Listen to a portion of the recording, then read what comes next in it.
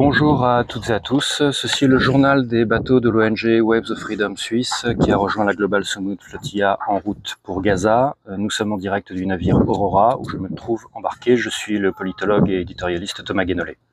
À Gaza, l'invasion israélienne Chariot de Gédéon 2, c'est le nom de l'opération, a commencé. Le but principal est de conquérir Gaza City dans le cadre d'un plan d'annexion partielle ou totale. C'est encore discuté à l'échelle du gouvernement Netanyahou, en infraction totale au droit international.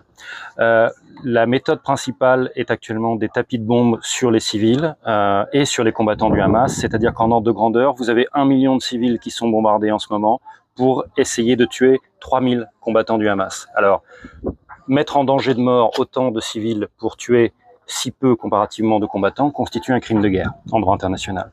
300 000 habitants sur 1 million ont fui la ville de Gaza City, ce qui fait d'eux des réfugiés de manière massive, ce qui constitue donc à l'échelle de l'histoire palestinienne une nouvelle Nakba, une nouvelle catastrophe d'exil forcé. Nous avons désormais un nouveau bilan humanitaire depuis le 7 octobre. Il a été confirmé désormais que c'est 65 000 morts au moins et 165 000 blessés au moins depuis le 7 octobre.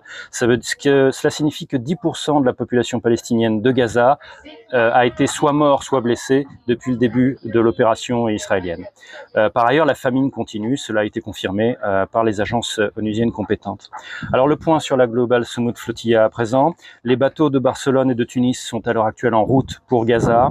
Les bateaux de Sicile les attendent pour prendre la mer à leur tour, de sorte que ça permette de converger en mer pour ensuite rejoindre Gaza en tant que grande flotte unifiée. Des experts de l'ONU ont exigé que la communauté internationale protège la flotte au motif que c'est une flotte humanitaire et qu'empêcher la flotte avec son aide humanitaire, nourriture, médicaments, d'accéder aux civils qui en ont besoin, ça constitue un crime de guerre en droit international. Alors, Israël se prépare à nous intercepter. Sa marine mobilise, à l'heure où je parle, 7 patrouilleurs Shaldag et 18 Super Dvorah. En termes d'unités commando, les unités Shayetet 13 et Snapir. Les exercices navals ont déjà eu lieu pour s'entraîner à nous intercepter. Alors, cela étant, nous capturer et nous emprisonner constituerait encore un crime de guerre en droit international. À bientôt pour une nouvelle mise à jour.